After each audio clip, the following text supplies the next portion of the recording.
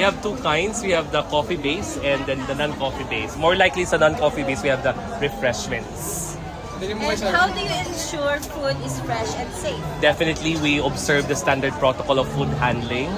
Of course, we have to use our gloves as necessary, our hairnet, and then our mask. And of course, the workplace should be in order.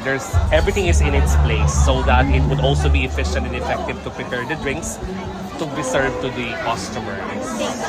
And what makes your food unique for concert? I think we come with our brand of a deeper sense. It's named Lantaw. So it's pagtingin. It's seeing the past, the present, and the future. That while you're sipping your coffee or your coffee-based drink, I think the coffee is good. yeah, Yes. you can feel all those insights, and you could go back and reminisce, for example, the important events, especially now that you would remember this for the rest of your college years. Yes. Thank There you, you sir. go. Thank you so much, everyone.